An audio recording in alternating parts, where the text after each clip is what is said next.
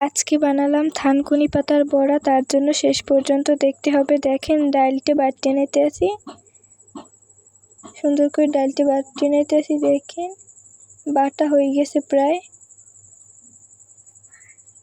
এখন উঠিয়ে নিতে আসি ডাল, দেখেন উঠিয়ে নিতে আসি। থানকুনি পাতার বড়া খেতে কিন্তু খুব ভালো লাগে। দেখেন থানকুনি পাতা, এই থানকুনি পাতা কুচি কুচি করে দেব। দেখেন বটি দিয়ে কুচি কুচি করে নিচ্ছি। আমার মায়ের হাতের রান্না কিন্তু খেতে খুব মজা লাগে। সবারই মায়ের হাতের রান্না খেতে খুব মজা লাগে, আমারও লাগে।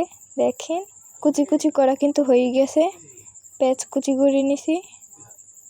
দেখেন এখন দিয়ে দিতেছি ডালের মধ্যে, পেঁয়াজ দিয়ে নিলাম। দেখেন মরিচের গুঁড়ো, হলুদের গুঁড়ো দিয়ে নিতেছি। দেখেন লবণ দিয়ে নিয়েছি।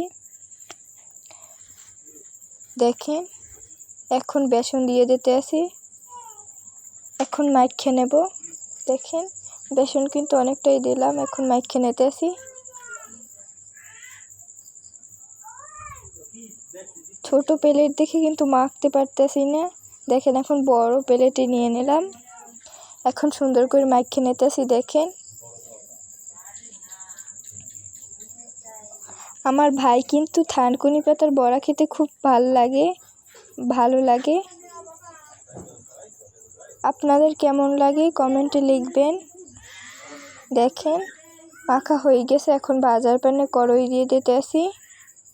এখন তেল দিয়ে নিছি, এখন দিয়ে দিতে আসি বড়াগুলো গোল গোল করে। দেখেন সবগুলো কিন্তু দেওয়া হয়ে গেছে, এখন উল্টোই নিতে আসি। দেখেন সবগুলো উল্টোই নিয়েছি। দেখেন ভাজা কিন্তু হয়ে গেছে, উঠেই নিতে আসি সবগুলো প্লেটে। খেতে কিন্তু খুব মজা ছিল। Bye bye.